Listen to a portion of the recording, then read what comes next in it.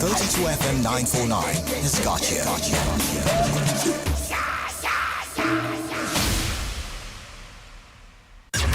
Hello, this is John Bennett from BBC Sports. You're listening to 32 FM 94.9.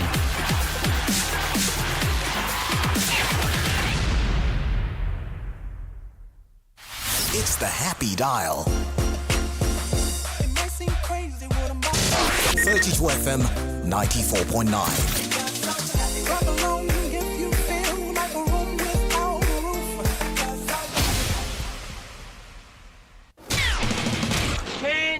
Play. The best players in the world and their best plays. It's sports on 32 FM 94.9. After the tactics comes the play. It's Carter, what's he going to do? Oh! After the play comes the goal. Could be the match winner from Lionel Messi. Ronaldo! Aguero, they'll do it. It's a terrific goal. After the goal comes the uproar. It's sports on 32 FM 94.9.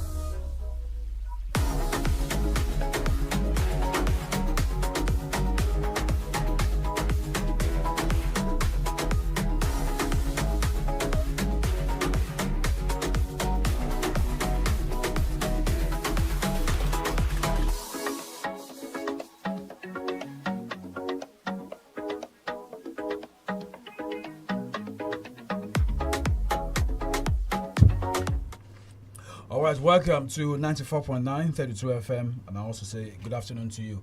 I am Peter Omo. On the show this afternoon on Scoreboard Reloaded, please don't forget, for the next 30 minutes, we're in for a swell time. We're counting down to the African Cup of Nations semi-final games happening on Wednesday. And like Sammy said yesterday, he said Wednesday will be a big day. What big is, in Wednesday. So Sammy will tell me, and in case you don't know, just take a listen. You'll hear from Samis in a bit. The Nations Cup, and of course, not just the games coming up, also officials for the game. The names were released in the last few hours, and some Nigerians are saying, why give us this? I'll tell you the names of those officials and where they are coming from. So you begin to put your thoughts together and put those meanings together. There's some say it's conspiracy, so all of that, you help me with it. And don't forget, in terms of helping me with that, you're also calling to the studio. Let's get your thought on some of the things we'll talk about on the show today. Some of them you probably disagree with them. You have your opinion. Let us know. 09062000949. 09062000949. Take that number down. DOLAPO, it's good to have you here with me. Same also as SAMIES. The FA Cup.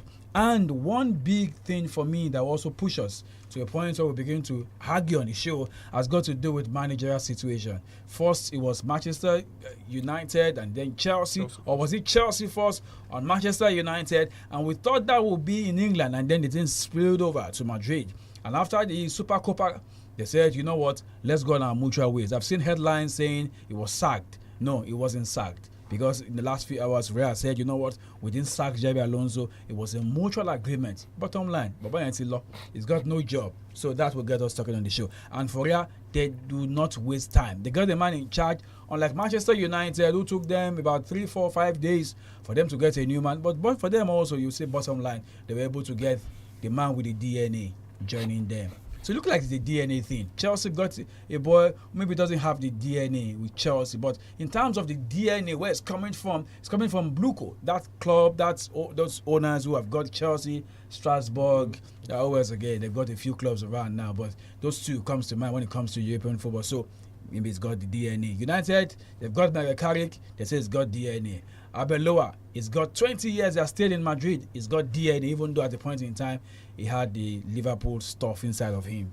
All right. So in terms of what Jenna is also saying, there's transfer news around. So because those big players are not moving, doesn't mean there were no transfer. The window is open, the door is open. But one thing that will get me talking on the show today has got to do with how they're hijacking players. I've seen this so many times. So now it's happening again. When you thought the player is headed this way, one of them is Conor Gallagher. You thought he was going to Villa, Birmingham City. That's where Aston Villa are based. And then you say, you know what? No, I like to go back to London. I played for Chelsea. I played for Crystal Palace. I like to go back to London. And London came calling. Tottenham Hotspur, the club, came calling, and they got their man. So these boys will share their thoughts with me on the show. SAMIES, let's talk about the Super Eagles. When you saw that you have a Ghanaian officiate the game and a South African being in charge of VAR, what do you make of that? Well, good afternoon, Peter. Good afternoon, Dolapo. And to everyone who has joined us on the show this lovely Tuesday afternoon. As regards the officials who have been appointed for that blockbuster game, a make or break game for the Super Eagles and even for the host nation, that's Morocco. Look at the officials that have been chosen to actually see through this game. You know, first, it's a battle of this side. That's a battle of the north and also of the west. But you look at the officials also coming from the Black Stars of Ghana, and also that's talking about Daniel. South Africa.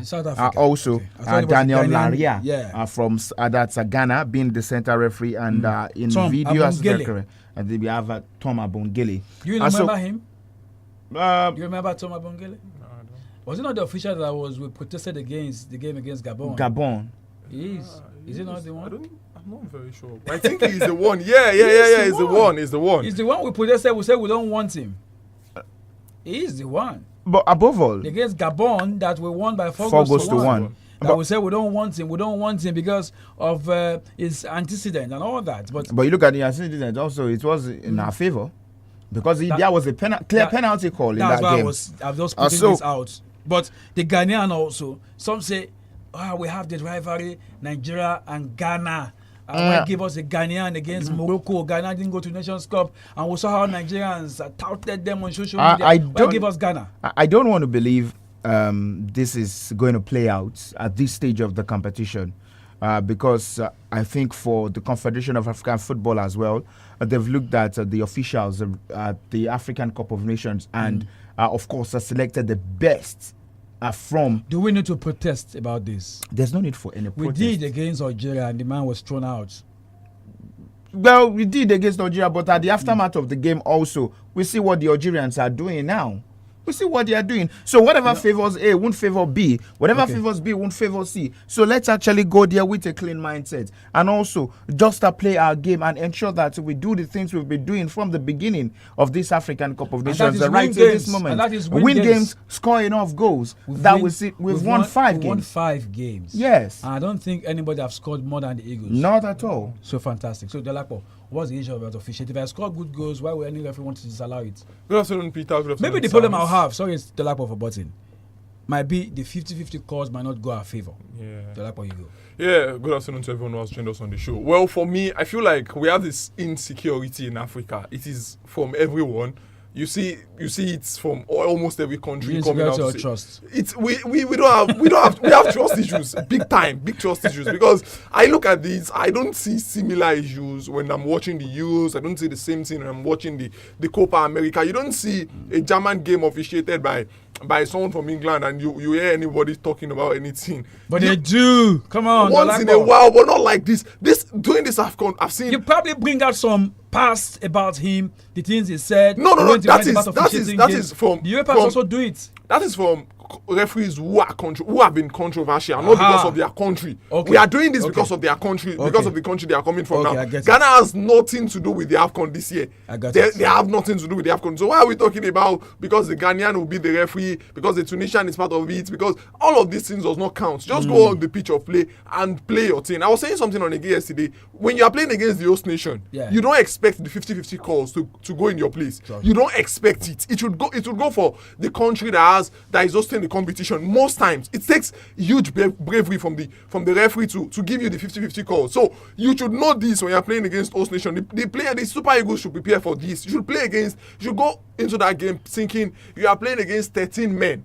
The fans in the stadium and also the referee. So just go and play your game. You don't score a clean goal like that one 𝐒𝐲_Adams scored. The second goal 𝐒𝐲_Adams scored against Algeria, and you expect the referee to tell you that's not a goal.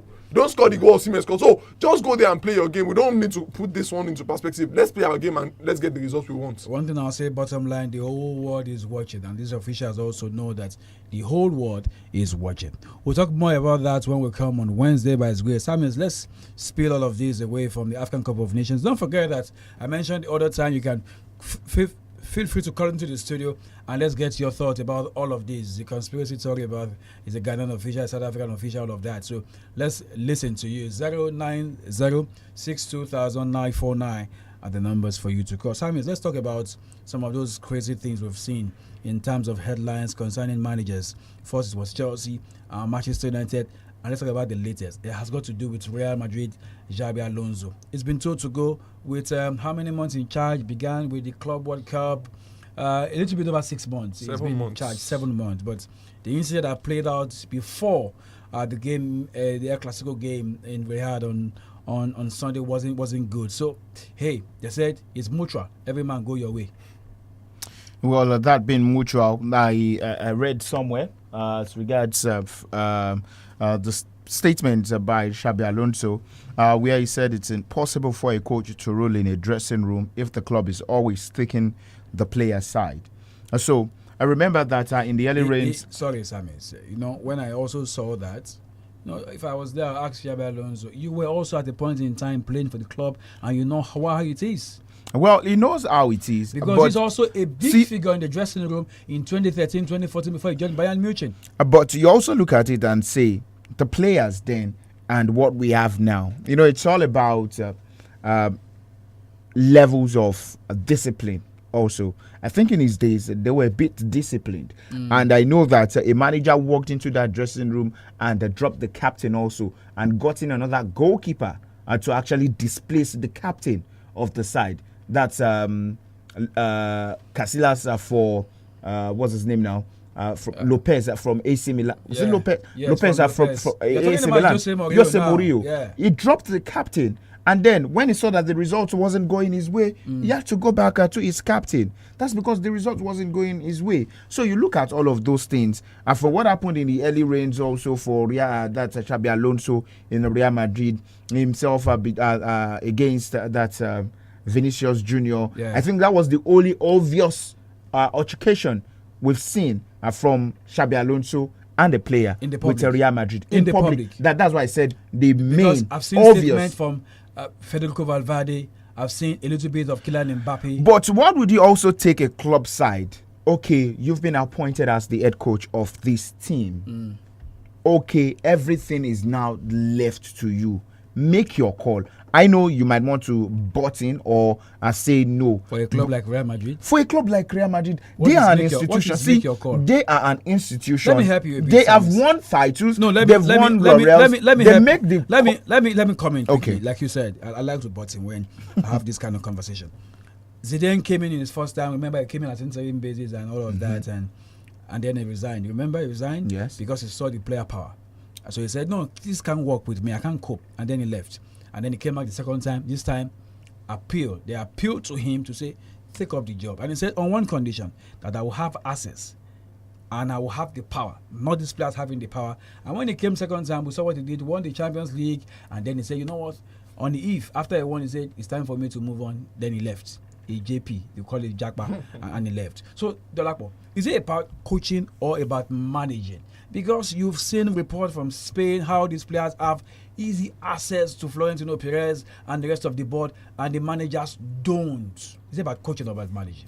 I feel we've had this conversation some weeks or some months ago before it was sacked, where we were talking about is he a manager or a coach? I feel like if you want to go into Real Madrid as a small coach, because that is what I would put Xabi Alonso as now. Yes, I understand that he won the German Bundesliga unbeaten. It takes something convincing for Florentino Perez to agree to Alonso being the head coach. Yeah. So now you look at him. I've seen Madrid over the years bring in coaches like this. They brought in Julian Lopetegui when he was doing so well, and then it didn't work. As it didn't head work coach out. of Spain. Yeah, it didn't work out. I think Solari as well. No, didn't that work out. was a very, very. I don't know if I can use that word. It was not was a the silly smattest of moves from Lopetegui. But then, and also, he got the offer to coach Real Madrid. to coach Real Where would that Madrid. offer come? The biggest thing if not at that point, in the space of how many weeks, he lost everything. Regardless of it, I feel like small coaches does not work with Real Madrid. You would find it very hard to get things work, especially with the players they have at the moment. Was a small coach.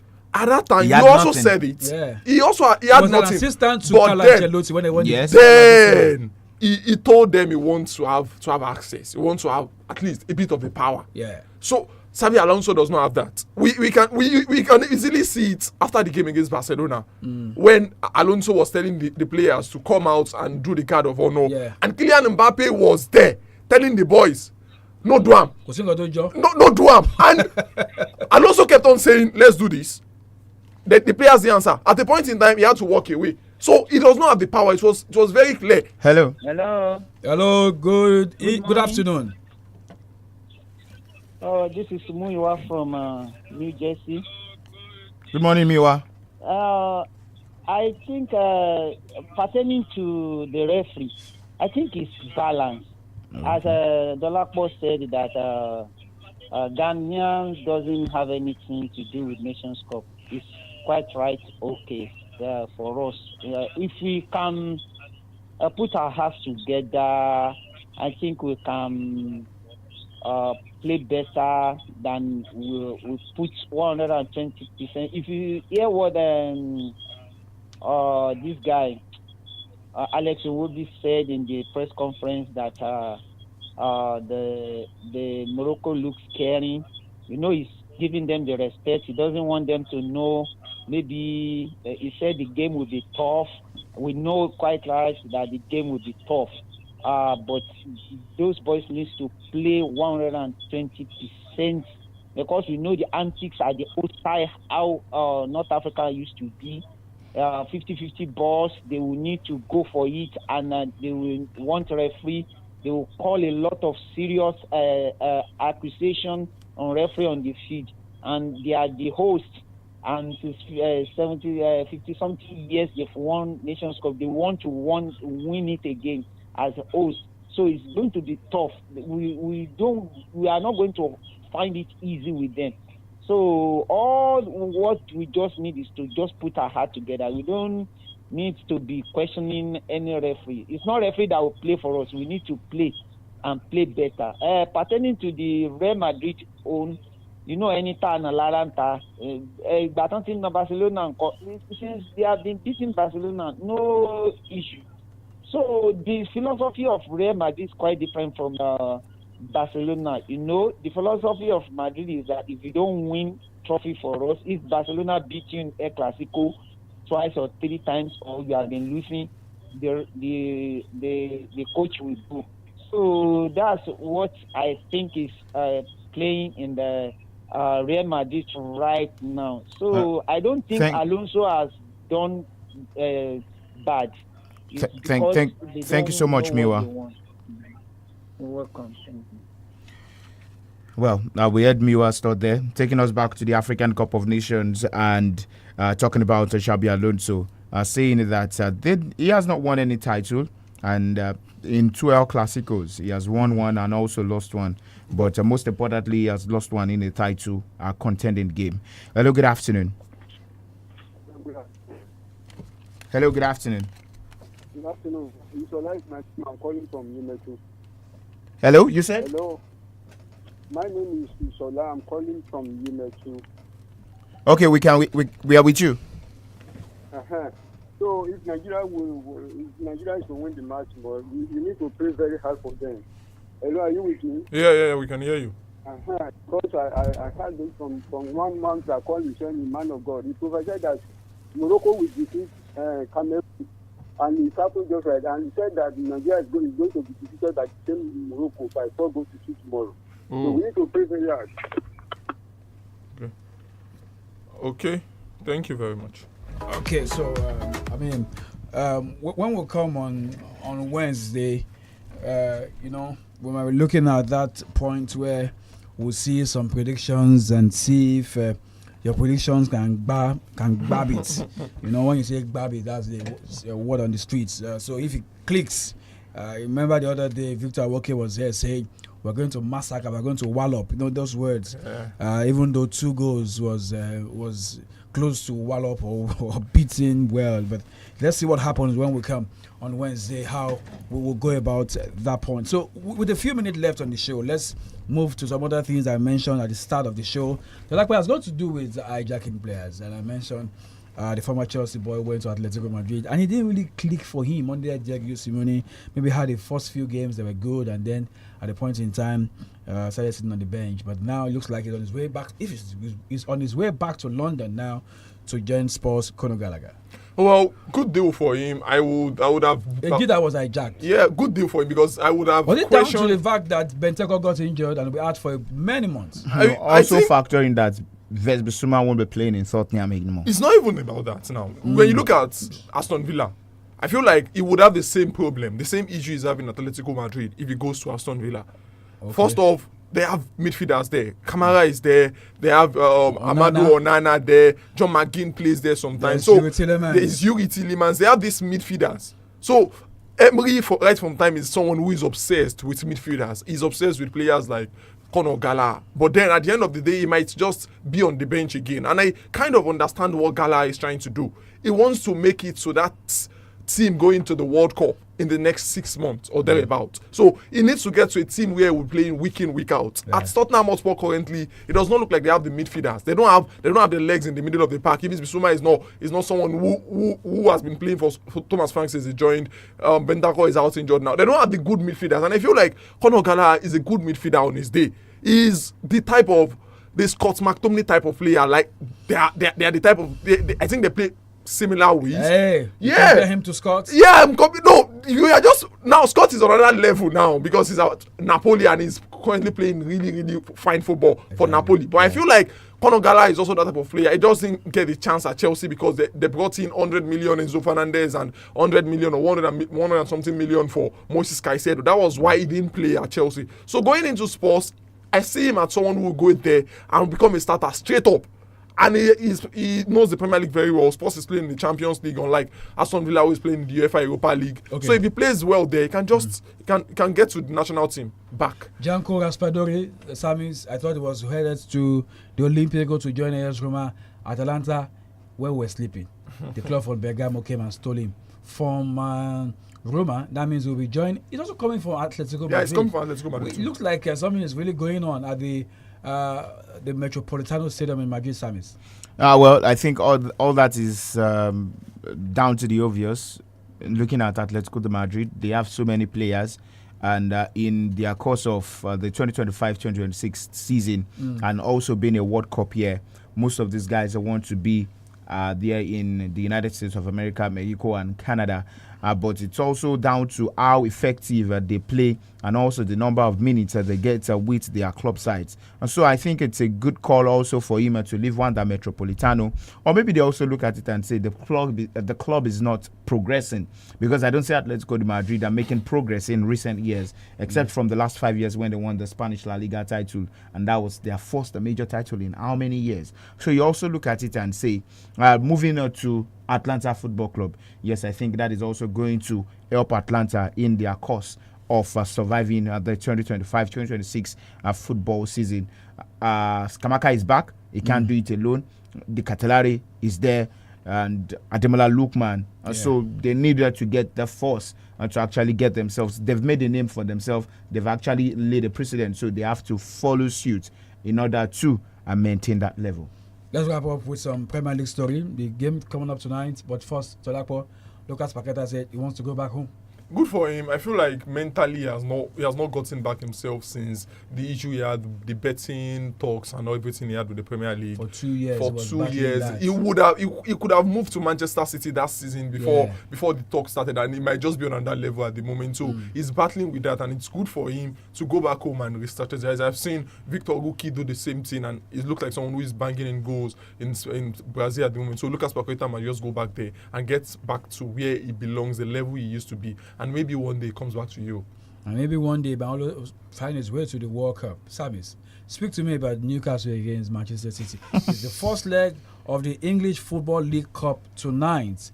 And of course on Wednesday we'll see the two London sides. But for now, take me through this one. Newcastle against Manchester City. Well, both sides, both managers, they've actually been talking tough. And you look at the victory in which Newcastle they had earlier this season over Manchester. Met last year semi-final too.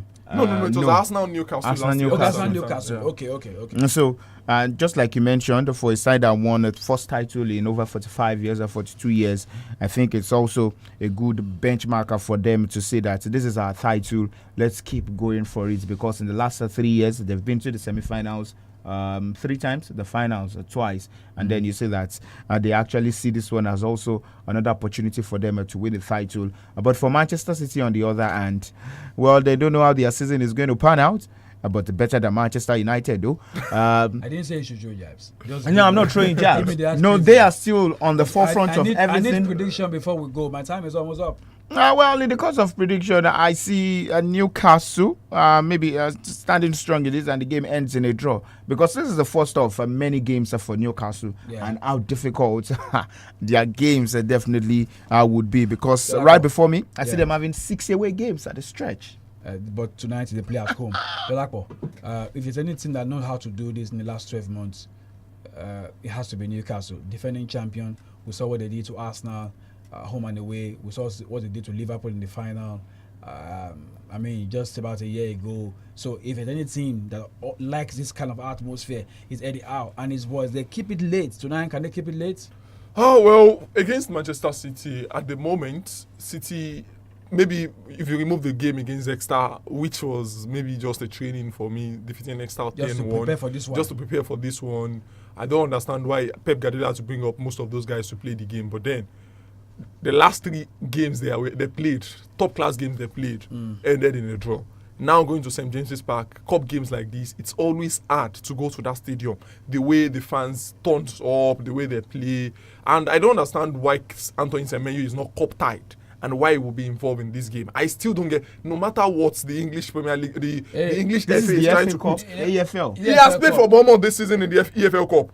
But last season, sure? yes, he can play. They've changed the rule. All of a sudden, the rule has changed, and he would play. He can play tonight. Is that an extra? Is that an X factor? That's an X factor, a big factor. Season, Neto played for Bournemouth, and he could not keep again for Arsenal in the Carabao Cup. Now this season, the rule has changed. All of a sudden, boom. So now he can play. So that can just be a big factor for Newcastle, for Manchester City against Newcastle United. I feel like this game is one that has draw written all over it. Ogbonna soup. Samis, at the start of the show I said you've got something to tell me in terms of Wednesday night, 9 p.m. 2 big events happening. Tell me that in 30 seconds. Well, one of the biggest nights in the world of football at 9 p.m. Attention will be divided. Attention will be divided. Tell me how. But you know, tell me how it's going to be divided. We would have first the African Cup of Nations semi-finals. It's the same time. It's the same time. No, level of importance. Okay, for you. Level of importance. The Super Eagles of Nigeria against the Atlas Lions of Morocco at 9 p.m. there in Rabat. Okay. And then we would see also in London Chelsea against Arsenal Football Club. So if you have to pick one, which one would you pick? Well, it's so good that I deliberately got to this point. Well, it's so good that I would have votes before me. That's the fun of it. Take a peek here. There's no pick. I'm sitting on the phone. So I'm watching both. I want to give you a visa to London or to Rabat. Which one? Please give me my ticket to Rabat. My visa to Rabat. Dolapo. Yes, please give me that. Well, I have no choice. I'll be here running the commentary of the game, so I won't be watching that. Scrap that commentary part. I want to take you to either of these cities. Which one will you? I'm going to London straight up. All right. So we'll see where you'll be next time we're here. But make sure you're in Ibadan. And of course, right here, 94.9 FM, we've got you covered. When we're done here, Ken is standing by for the news. Home run coming through. Ege will be here from 5 to 6. And Delegile will be here 6 to 7. See, we've got you coming up 7, 8, 9, 10 until 3 a.m. on Wednesday morning. All right, so that's the much we can bring to you. But we'll be here again by His grace on Wednesday morning, 7:40. And that will be Scoreboard in 15. I'm Peter I've done this with Dolapo and SAMIES.